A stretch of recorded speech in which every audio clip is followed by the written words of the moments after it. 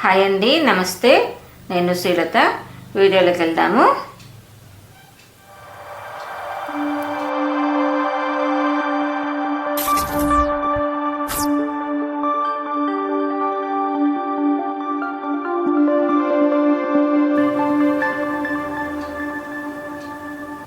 ఉదయం లేవగానే మనందరికీ, ఆడవాళ్ళందరికీ ఒకటే అండి క్వశ్చను, ఏం కర్రీ చేయాలి, ఏం పప్పు చేయాలి.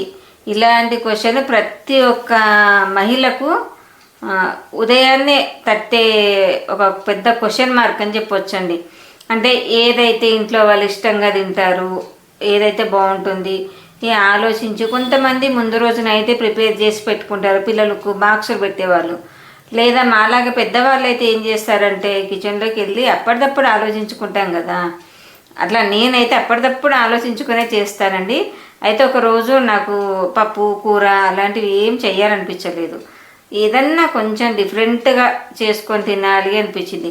అంటే ఎప్పుడైనానండి మనకు అప్పుడప్పుడు కొంచెం అట్లా బయట తినే అలవాటు లేని వాళ్ళకు అప్పుడప్పుడు కొంచెం డిఫరెంట్గా ఏదన్నా ఇంట్లోనే మనం మంచి చక్కగా మన చేతులతో ప్రిపేర్ చేసుకొని తినాలి అన్న ఆలోచన ఎవరికైనా వస్తుందండి. అందులో భాగంగా నేను ఈరోజు ఏం చేశానంటే, వంకాయలు ఉండేనండి ఇంట్లో. ఫ్రిడ్జ్లో నిజంగా వాస్తవానికి కూరగాయలు ఉన్నాయి 4-5 రకాలు. కాకపోతే నాకు ఆ రోజు కూర వద్దు, ఇవాళ చేయొద్దు, పప్పు చేయొద్దని డిసైడ్ అయ్యి వంకాయ రైస్ చేద్దామనేసి పెట్టుకున్నానండి. మనకు ఒక ఉల్లిపాయ, తర్వాత బిర్యానీ మసాలా దినుసులు ఉంటాయి కదండి, చెక్క లవంగము, అలా కొంచెమే అల్లం వెల్లిపాయ పేస్ట్ వేసానండి. కొంచెం వేయడానికి కారణం కూడా ఉందండి, ఇంట్లో చేసింది అయిపోయింది. నేనేమో బయట కొన్నది వాడను, ఇంట్లోనే చేసుకుంటాను. తర్వాత కొంచెం జీడిపప్పు, ఇంకా మన ఇష్టం అండి, వెజిటేబుల్స్ ఇంకేమైనా ఉంటే కూడా యాడ్ చేసుకోవచ్చు. కాకపోతే నేను దీన్ని వంకాయ రైస్ అంటున్నా కాబట్టి ఓన్లీ వంకాయ వేద్దామనేసి వంకాయతోనే చేశాను. ఇవి మన చెట్టు వంకాయలు అయితే కాదండి, బయట మార్కెట్లో తెచ్చినాయి. అయితే నేను ఆ రోజు బాస్మతి రైసే వేసానండి.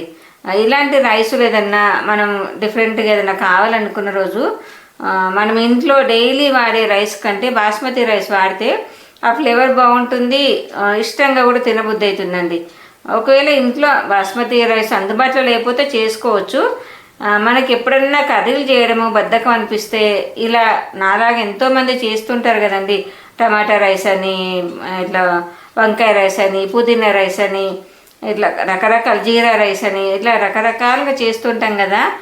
నాకు కూడా ఆ రోజు వంకాయ రైస్ చేయాలి, చాలా ఇయర్స్ అయింది చెయ్యాలి అనిపించి చేశానండి. చాలా అంటే చాలా టేస్టీగా వచ్చిందండి.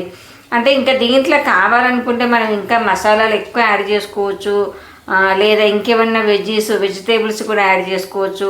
నేనైతే ప్లెయిన్ వంకాయ రైస్ చేద్దామనేసి చేశానండి. అయితే మనకి ఎప్పుడైనానండి మనకు గబుక్కునేదన్నా చెయ్యాలని ఓపిక లేకుండా, ఒక్కొక్కసారి ఎవరికైనా ఓపిక ఉండదు కదండి ఆరోగ్య పరిస్థితుల వల్ల. అలాంటప్పుడు 2-3 రకాలు వండే బదులు ఒకటే రైస్ చేసేసి ఎలక్ట్రిక్ కుక్కర్లో పెట్టేసామనుకోండి, ఇదంతా పోపంతా చేసేసి వేస్తే మన పని మనం చేసుకునే లోపు, లేదా కాస్త రెస్ట్ తీసుకునే లోపు రైస్ అయిపోతుంది, రెడీగా అయిపోతుంది. ఆ పుదీనా ఆకులు అయితే మన చెట్టువేనండి. అసలు మనకు పుదీనా, కొత్తిమీర, కరివేపాకు, వంకాయలు, టమాటాలు, ఇప్పుడిప్పుడే బీరకాయలు కూడా స్టార్ట్ అవుతున్నాయి. అలా దొడ్లోకి వెళ్ళి ఇలా కోసుకొచ్చుకొని వేసుకుంటానండి. అసలు అవి ఉడికిపోవడము మంచిగా ఉడుకుతున్నాయి. ఎంత మంచి ఆనందం వస్తుందంటే అంత ఆనందం వస్తుంది. మా మెంతి కూర ఇట్లా అన్నీ మన తోటలోకి వెళ్ళి గబుక్కున వంట చేసే టైంకే వెళ్తున్నా, కోసుకొని వేస్తున్నా. అసలు త్వరగా మగ్గిపోతున్నాయి, టేస్ట్ కూడా చాలా బాగుంటుందండి. అయితే మళ్ళీ ఇక్కడ నుంచి మళ్ళీ గార్డెన్లోకి వెళ్ళా అనుకోకండి, మనం గార్డెన్ పిచ్చోళ్ళం కదండి. ఏ విషయం వచ్చినా, ఏ వీడియో వచ్చినా మనం గార్డెన్ ముచ్చట రావాల్సిందే కదా. చూసారా, మీతో మాట్లాడుతూనే నా వంకాయ రైస్ రెడీ అయిపోయింది. అసలు ఎంత కమ్మగుందండి, ఒక్కసారి ఇలా ట్రై చేసి చూడండి. అసలు చాలా అంటే చాలా. దీంట్లోకి నేనైతే రైతా చేశానండి. కావాలంటే సాంబారు ఏదైనా చేసుకోవచ్చు. నాకు ఓపిక లేకనే చేశా కాబట్టి ఓన్లీ రైతాతో సమర్పించుకున్న ఎమ్మీ ఉందని చెప్పొచ్చండి. ట్రై చేసి చూడండి. ఎవరన్నా పిల్లలు సతాయించిన రోజు తినము అని మొరాయిస్తుంటారు కదా పిల్లలు, అలాంటప్పుడు ఇలాంటి రైసులు చేసి పెట్టండి, పిల్లలు ఇష్టంగా తింటారు. మనకు కూడా కొంచెము పని కూడా ఈజీగా అయిపోతుందండి. అవునంటారా కాదా? మెయిన్ మదర్స్కి మాత్రము కొంచెం పని తగ్గించే విషయాలు, ఇట్లాంటివి చేసుకుంటే ఏంటంటే పని తగ్గిపోతుందండి. బాయ్.